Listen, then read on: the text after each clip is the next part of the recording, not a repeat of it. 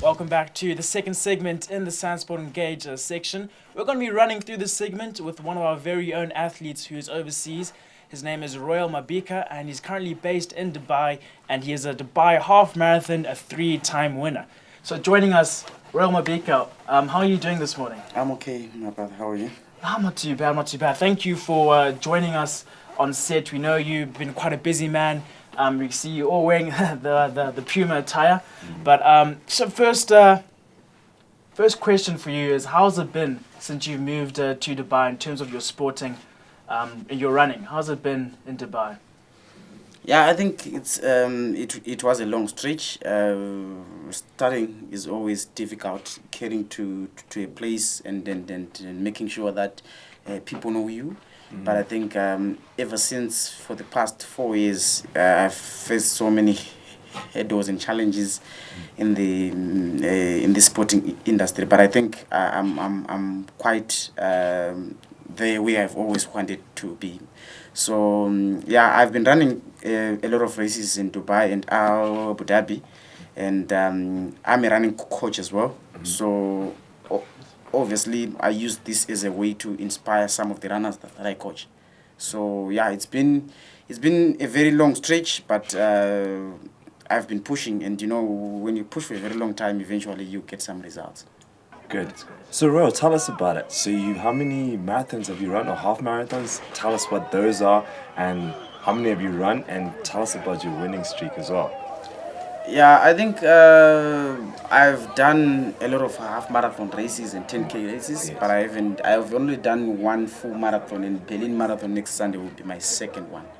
Oh, yeah. And as of the half marathon and 10K races, I'm based in an environment whereby it's very hot, and I think even most of the runners in the region, they literally fail to cope up with the temperatures.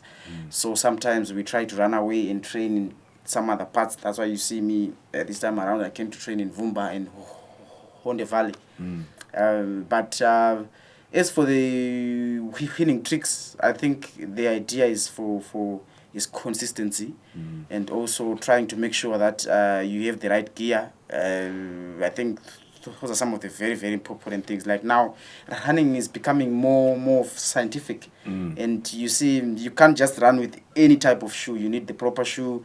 Diet-wise, you need to follow the proper things. So yeah, sometimes it takes time for you to adjust all the dots so that you can succeed.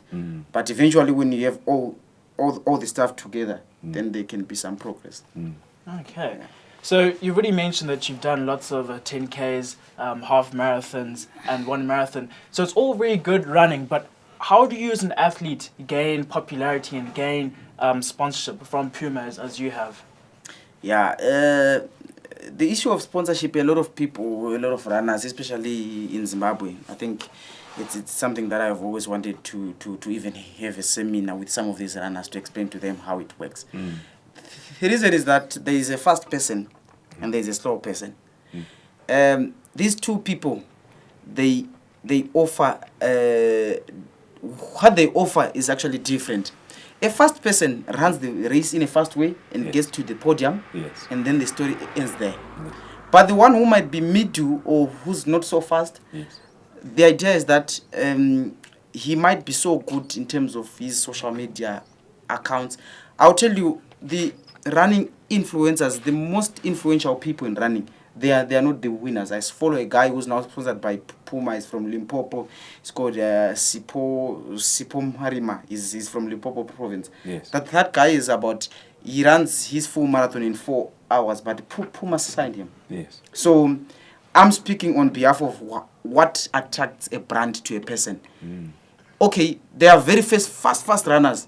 Those ones, they get signings, and their signings is worth thousands of dollars. But then there are runners that are in the mid-to category, like a lot of Zimbabwean runners, because a lot of Zimbabwean runners, they rarely win those top marathon races.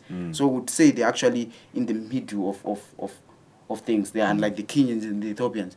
So now what you have to do is, as an athlete or whichever sport that you're doing, you have to create a social presence, and people have to know what you do.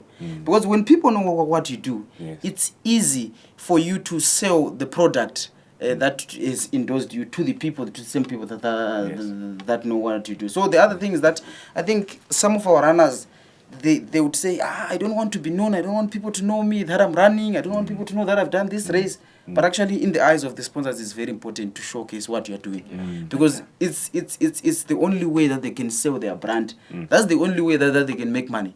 Because if I'm gonna take you, if you're a runner, and sponsor you, right, you are not going to bring anything. Besides your winning, besides your medal. So me as a sponsor as well, I feel like there's something that I have to get from the sponsorship that I've given you. So that's the whole trick. Create a social presence, and also make sure that you impact lives one way or the other. As a runner, be there for the community, be there for the young ones, so that they can look up to you, and even the brands will look up to you as well. So good. So even that coming in, as we're diving more into this, and I love that you brought that up, like the intensity and the heat, because it's like, how do you handle that Dubai heat? And on this being, or just the Middle East heat is on next levels. The whole like, region. The whole region is like beyond. From Qatar to Saudi Arabia, UAE, Oman, the whole Gulf. Absolutely. And I love that you bring that up. So now, obviously you said you're training in Vumba. Yes, I understand altitude, cooler, it's better. But you have Berlin. And these are the marathons. Those are more flat courses. Yeah, it's actually the fast. I think Berlin is the fastest marathon course in the world. Okay. Yeah, if not, I think if it's not the one, but I think Kipchoge, the world record holder, the world marathon record holder. Yes. He's no longer the world marathon record holder, by the way. There's someone who broke his record. Okay. He won Berlin Marathon 5 times, and he used to run very fast times. 2:01.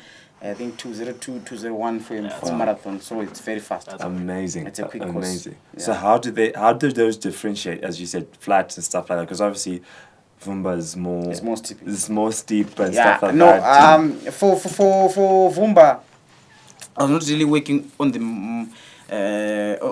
the toughness part. But I was actually working on my mental strength, because when I'm running from Vumba, I can even choose the down run part to run. When you're going to Vumba, there's a part which is steepy, and there's a part which is a flat, which is more like a down run, because there's the mountains, then there's the decline. There's the decline. Yes. So for me, in Vumba you can run, and you can even fail to meet someone. You'll be running alone, so that prepares you mentally. Now you have got a goal to say, okay, I'm starting at White Horse Inn, I have to get a leopard rock. So you're just going to get a leopard rock, and mentally you're going to position yourself to running.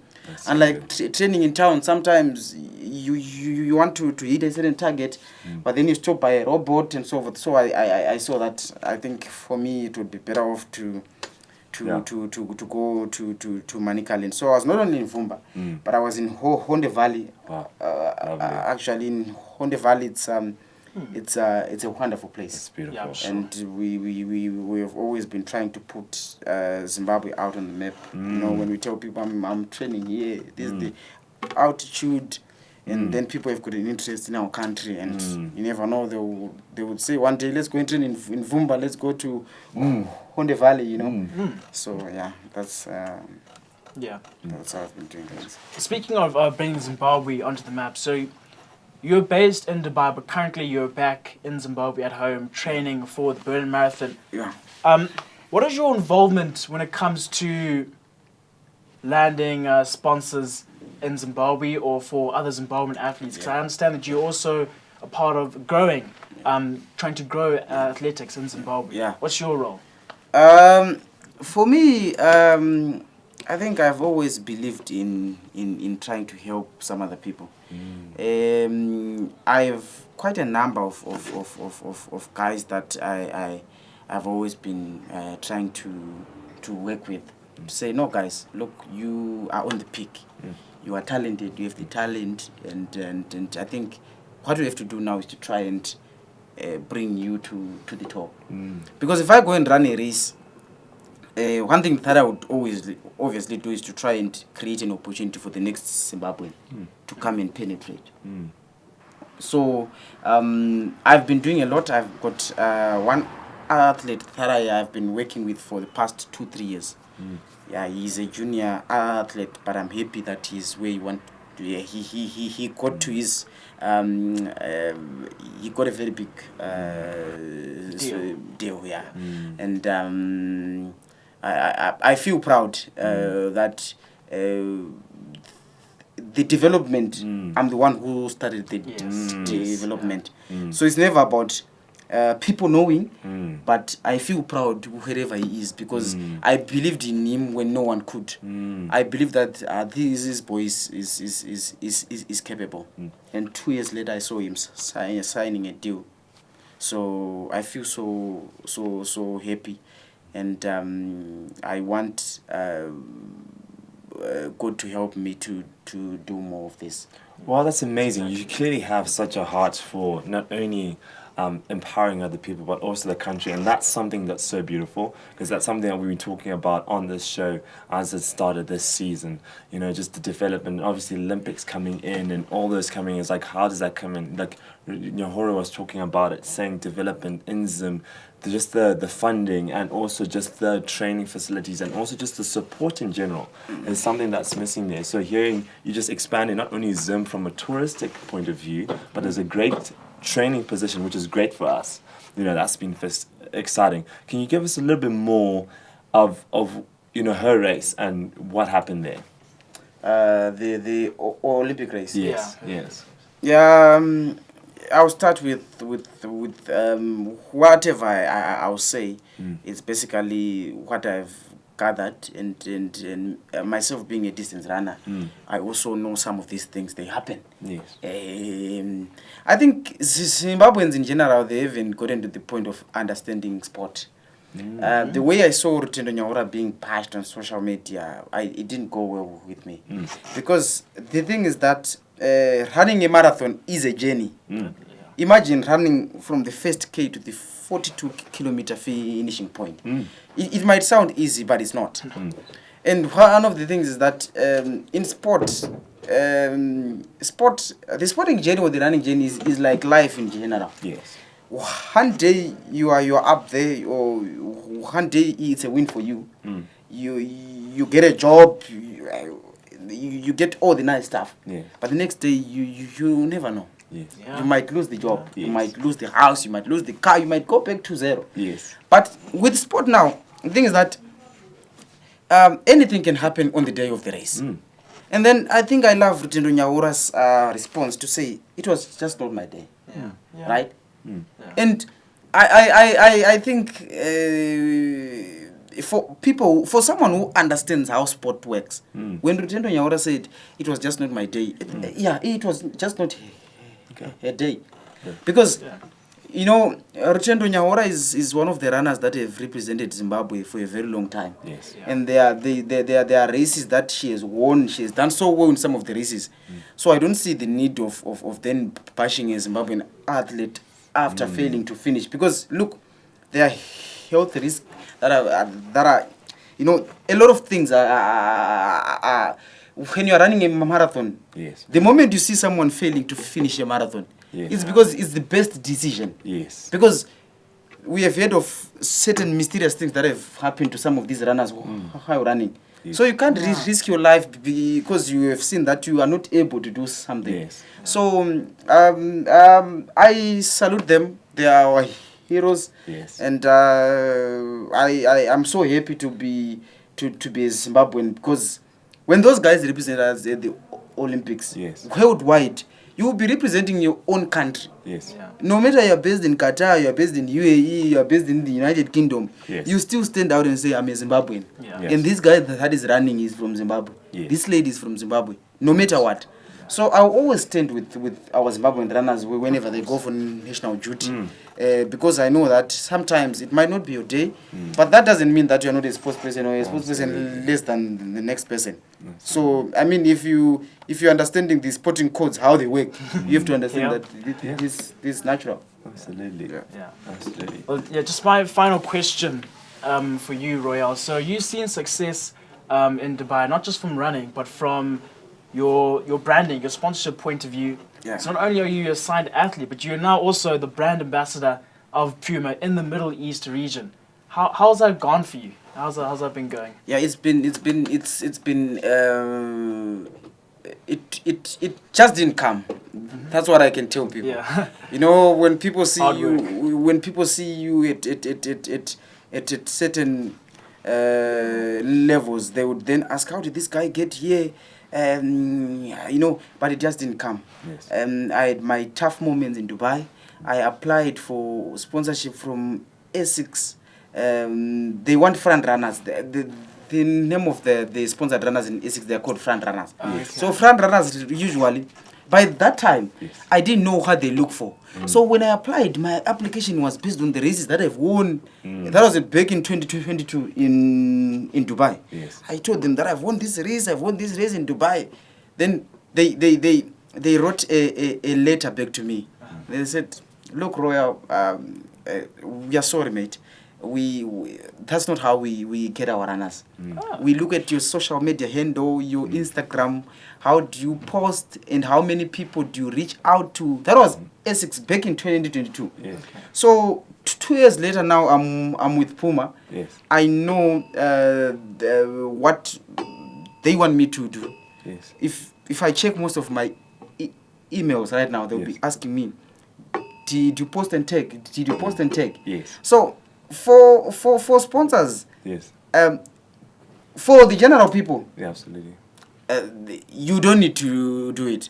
But the moment you need to attract a sponsor, you need to do it. Absolutely. Unfortunately, you need to do it. And I think it's a lesson that we need to tell some of these Zimbabwean runners. I wish if we could try and ask for workshops from Zimbabwe Olympic Committee, from the Sports and Recreation Commission, to say, how does an athlete prepare to be endorsed by a brand, so that we can take them through the necessary steps, that even the media presence, I mean, the positive media presence, of course, not the negative one. Oh, absolutely. Journalists are in two phases. There are some that promote negativity, Absolutely. but obviously they are positive journalists. Absolutely. And some of them, they always try to confirm how we are doing, even when we are running, when we are training. They're always, you know, and then those are people that got into the profession with the passion. So yeah, that's all I can say. That's all we can say. Well, thank you very much, Royal, for joining us and say thank you for the work that you're doing in Zimbabwe to get our athletes overseas and training and getting brand sponsorships. And we're going to wish you, going to be supporting you all the best for your Berlin Marathon next Sunday. Well, that brings this segment to the end, and we're going to be talking about the water polo and what happened at the Grand Tilly.